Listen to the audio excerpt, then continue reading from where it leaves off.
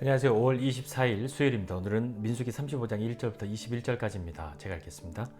여호와께서 여리고 맞은편 요단 강가 모압 평지에서 모세에게 말씀하여 이르시되 이스라엘 자손에게 명령하여 그들이 받은 기업에서 레위인에게 거주할 성읍들을 주게 하고 너희는 또 그 성읍들을 두르고 있는 초장을 레위인에게 주어서 성읍은 그들의 거처가 되게 하고 초장은 그들의 재산인 가축과 짐승들을 둘 곳이 되게 할 것이라. 너희가 레위인에게 줄 성읍들의 들은 성벽에서부터 밖으로 사방 1000규빗이라. 성을 중앙에 두고 성 밖 동쪽으로 2000규빗, 남쪽으로 2000규빗, 서쪽으로 2000규빗, 북쪽으로 2000규빗을 측량할지니 이는 그들의 성읍의 들이며 너희가 레위인에게 줄 성읍은 살인자들이 피하게 할 도피성으로 6성읍이요 그 외에 42성읍이라. 너희가 레위인에게 모두 48성읍을 주고 그 초장도 함께 주되 너희가 이스라엘 자손의 소유에서 레위인에게 너희가 성읍을 줄 때에 많이 받은 자에게서는 많이 떼어서 주고 적게 받은 자에게서는 적게 떼어 줄 것이라. 각기 받은 기업을 따라서 그 성읍들을 레위인에게 줄지니라. 여호와께서도 모세에게 말씀하여 이르시되 이스라엘 자손에게 말하여 그들에게 이르라. 너희가 요단강을 건너 가나안 땅에 들어가거든 너희를 위하여 성읍을 도피성으로 정하여 부지 중에 살인한 자가 그리로 피하게 하라. 이는 너희가 복수할 자에게서 도피하는 성을 삼아 살인자가 회중 앞에 서서 판결을 받기까지 죽지 않게 하기 위함이니라. 너희가 줄 성읍 중에 6을 도피성이 되게 하되 세 성읍은 요단 이쪽에 두고 세 성읍은 가나안 땅에 두어 도피성이 되게 하라. 이 6성읍은 이스라엘 자손과 타국인과 이스라엘 중에 거주하는 자의 도피성이 되리니 부지 중에 살인한 모든 자가 그리로 도피할 수 있으리라. 만일 철 연장으로 사람을 쳐 죽이면 그는 살인자니 그 살인자를 반드시 죽일 것이요 만일 사람을 죽일 만한 돌을 손에 들고 사람을 쳐 죽이면 이는 살인한 자니 그 살인자는 반드시 죽일 것이요 만일 사람을 죽일 만한 나무 연장을 손에 들고 사람을 쳐 죽이면 그는 살인한 자니 그 살인자는 반드시 죽일 것이니라. 피를 보복하는 자는 그 살인한 자를 자신이 죽일 것이니 그를 만나면 죽일 것이요 만일 미워하는 까닭에 밀쳐 죽이거나 기회를 엿보아 무엇을 던져 죽이거나 악의를 가지고 손으로 쳐 죽이면 그 친자는 반드시 죽일 것이니 이는 살인하였음이라. 피를 보복하는 자는 살인자를 만나면 죽일 것이니라. 아멘. 네, 어제 이어서 오늘도 좀 늦게 올렸습니다. 죄송합니다. 어제 새벽에 계속 하고 있는데 도저히 한국말이 아니어서 이걸 올리면 무슨 뭔 말인지 저도 모르겠어서 멈추고 오전에 다시 합니다. 죄송해요. 봐주세요. 감사합니다.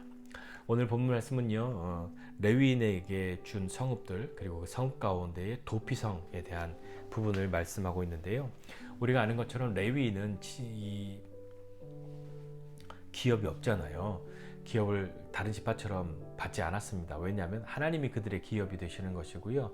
다른 지파들이 그들을 레위인들을 하나님을 섬기고 공동체를 위하여 그 일들을 전담할 수 있도록 다른 지파들이 레위인들의 삶의 영역들을 일정 부분 감당해 주었던 것이죠.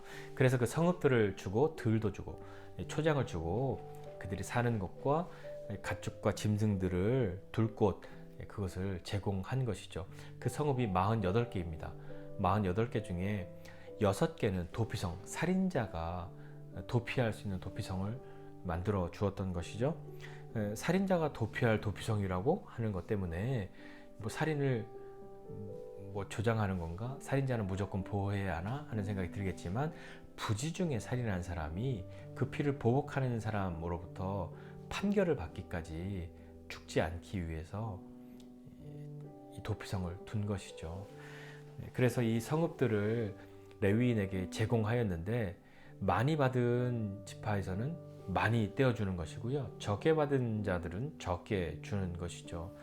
그것이 똑같은 것을 너도 1, 나도 1만큼씩만 서로 내 이게 공평하다고 생각하겠지만 그것이 공평한 것이 아니라 그들에게 주신 이 기업이 하나님께서 수가 많은 지파에게는 많이 주셨고 적은 자들에게는 적게 주셨으니까 그들이 그것을 하나님이 주셨다라고 믿는다면 많이 받은 자가 적게 받은 자보다 많이 감당하는 것이 불공평해 내가 더 많이 냈어 그것이 아니라 어쩌면 하나님이 우리에게 주셨음을 믿고 인정한다면 이렇게 감당하는 것이 떼어주는 것이 공평하다 하는 마음을 가져야 하는 것이 합당한 것이 아닐까 하는 생각을 해봅니다. 각기 받은 기업을 따라서 그 성읍들을 레위인에게 주어라 라고 말씀한 거죠.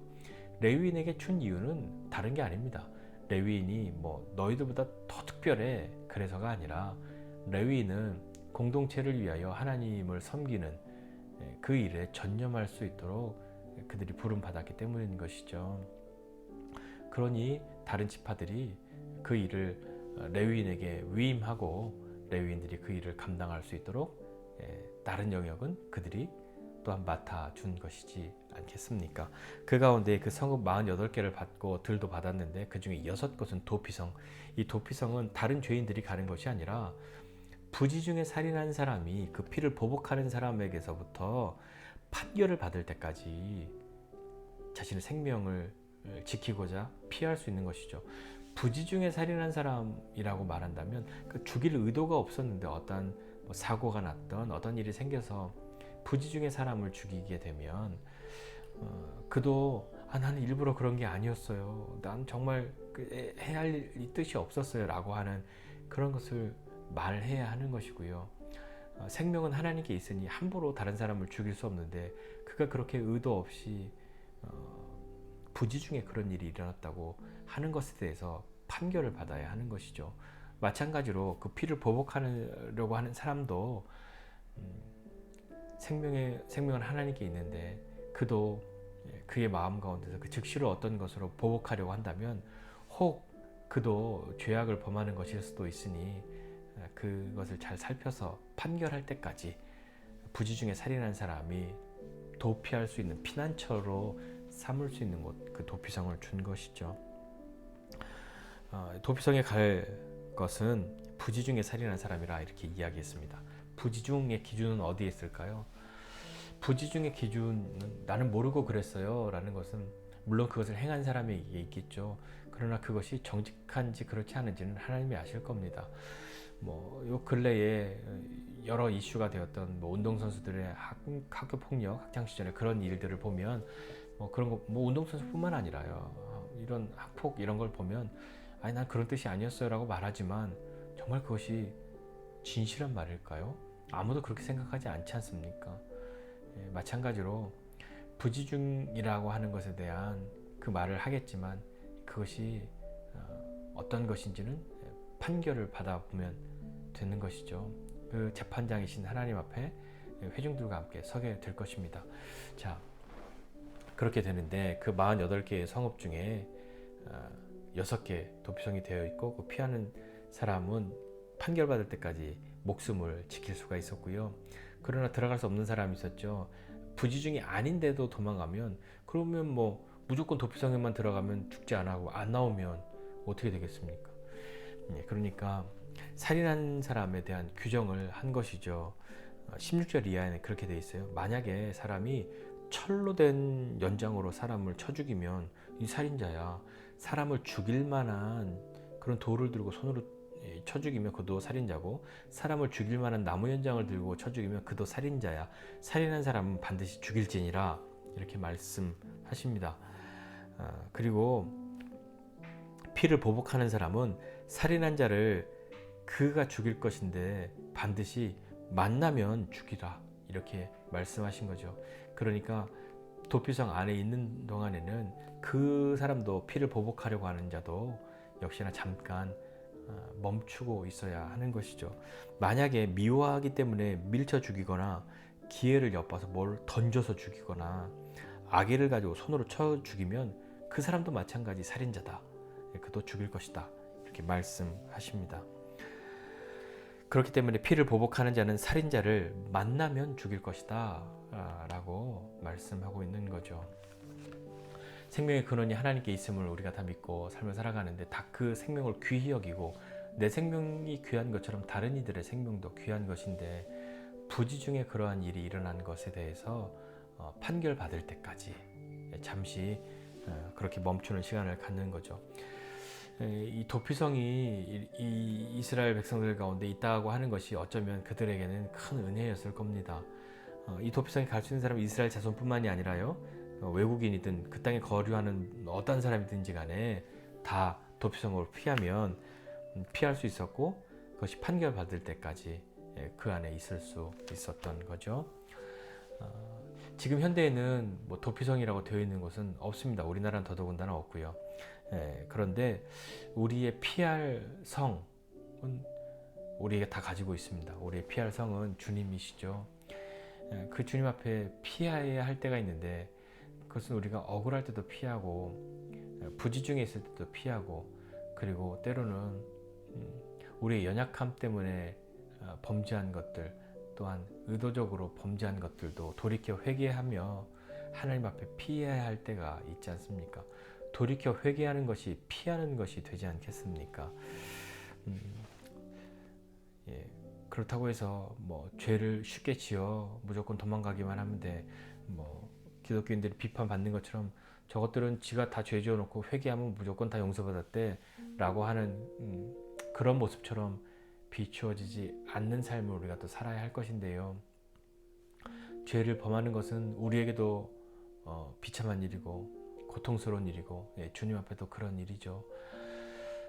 예수님께서 십자가에서 죽으신 이유는 우리의 죄악 때문입니다. 우리의 죄악 때문에 하나님 앞에 나아갈 수 없게 되고, 하나님과 우리 사이 도저히 우리의 힘으로 길을 낼 수가 없었기 때문에 예수님께서 우리의 영원한 희생 제물이 되셔서 하나님 앞으로 나아갈 수 있는 길을 열어주신 것 아닙니까?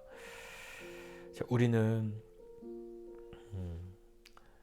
이 어떤 죄악 때문에 나도 죄악을 범할 수가 있습니다. 분노하여 죄를 범할 수도 있고요. 그러나 잠시 하나님이 판결하실 때까지 도피성으로 피해야 할 사람들이 있다면 그도 피해야 하는 것이고, 그것 때문에 피를 보복하고자 하는 사람이 혹 범죄하지 않도록 그들 모두에게 은혜가 되는 그런 시간이 되는 것은 아니었을까요? 우리도 내가 부지중에 누군가에게 잘못을 행하면 고통스럽습니다. 나는 몰랐어 하고 가볍게 넘어갈 수 있는지는 아닌 것이죠. 그러나 또 내가 그런 일을 거꾸로 당했다고 해도 무작정 괜찮아 하고 용서해 주는 것도 사실은 참 쉬운 일은 아닙니다. 이것이 부지중인지 아닌지, 의도가 있는지 없는지 잘 모르겠으니까요. 그것과 상관없이 결과적으로 피해를 봤으면 그것에 대해서 분노하려고 하고, 그런 마음이 올라오는 것은 어떻게 보면 우리에게 너무 당연해 보이는 그런 것 아니겠습니까? 도피성이 있기 때문에 누군가는 도피를 해야 했고요. 그 도피성 때문에 누군가는 또 다른 어떤 죄악을 잠시 멈출 수 있는, 보복하는 것을 잠시 멈추어야 하는 그런 시간이 되었습니다.